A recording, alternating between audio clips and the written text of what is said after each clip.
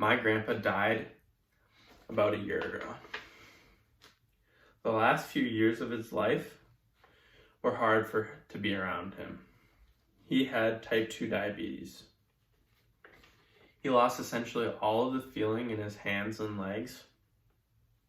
And then his eyesight got really bad. And then it came to a point to where there was no circulation in his feet and they turned black, in which they had to amputate his feet off.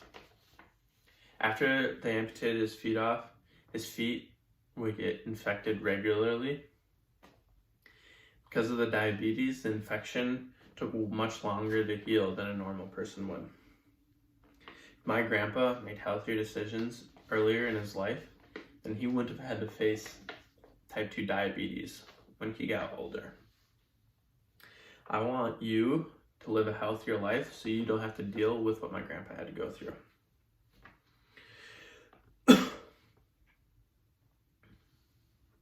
Mayo Clinic says that diabetes can have complications of heart, blood vessel disease, nerve damage, kidney damage, slow healing, higher risk of infection, and sleep apnea.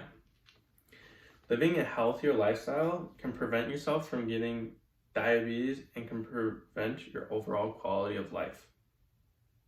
First, if you don't have diabetes,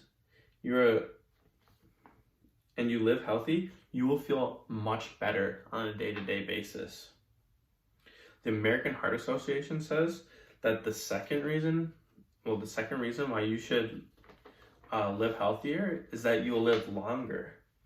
Without getting diabetes, the American Heart Association says that you will live much longer. The third reason that you should live healthier is your family will be much more happy to be around you when you're not sick all the time, and you can actually have fun and enjoy the company around you instead of always being complaining about how you're sick or your feet hurt or your hands hurt. I had to go through this personally with my grandpa. So now let's say that you don't live a very healthy lifestyle and you keep living unhealthy down the road.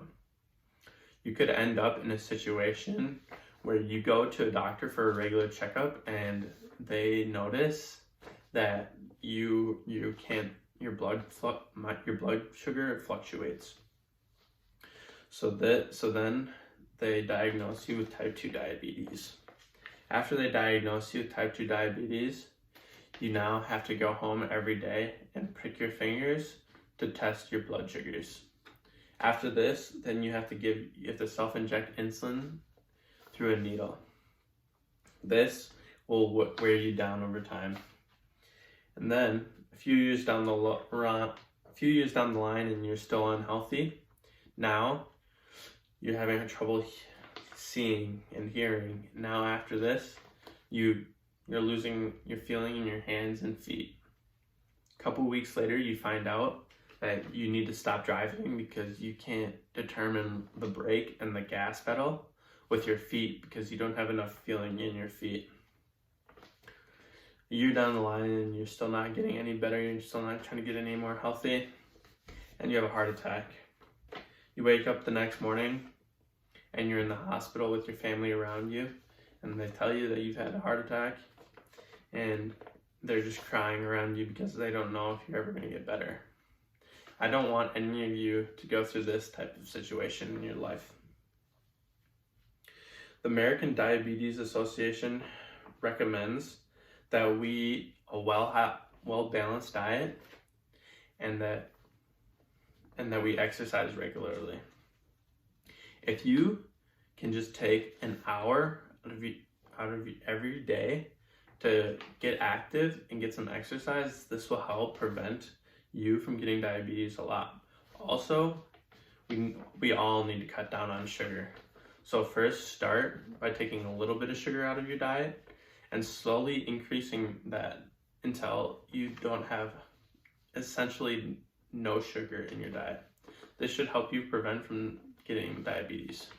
Thank you.